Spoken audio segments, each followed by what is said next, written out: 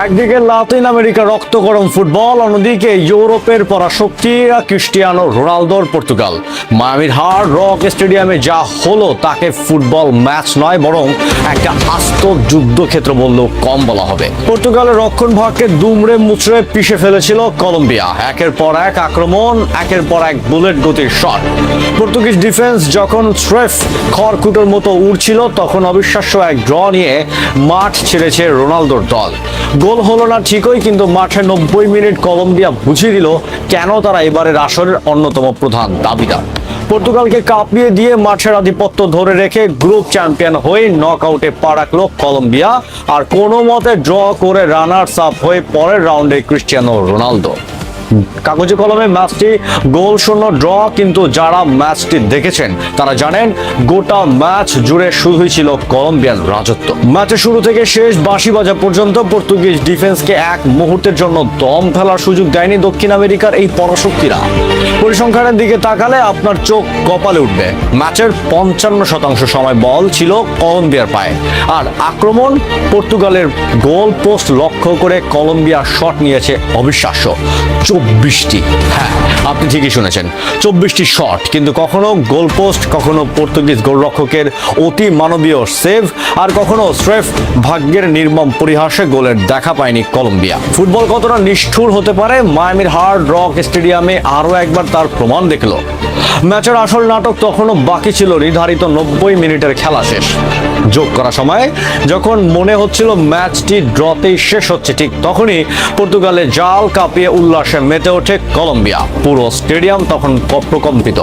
কলম্বিয়ার সমর্থকরা মেতে উঠছেন বাঁধ ভাঙা উদযাপনে, কিন্তু ফুটবলের ভাগ্য বিধাতা হয়তো অন্য কিছু লিখে রেখেছিলেন। রেফারির বাঁশি বেজে উঠলে VAR রেফারির স্ক্রিনে গিয়ে রিপ্লে দেখলেন এবং শেষ পর্যন্ত কলম্বিয়ার সেই গোলটি বাতিল ঘোষণা করা হলো। পর্তুগাল শিবির যেন নিশ্চিত মৃত্যুর মুখ থেকে ফিরে এলো।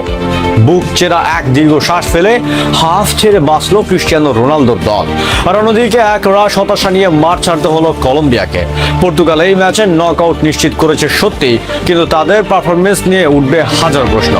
আক্রমণের ধার যেন একেবারে উধাও ছিল ফার্নান্দো সান্তোসের শিষ্যদের মাঝে। দলের প্রাণ ভোমরা ক্রিস্টিয়ানো রোনালদো পুরো 90 মিনিট মাঠে থাকলেও নিজের ছায়া হয়েছিলেন পুরোটা সময়।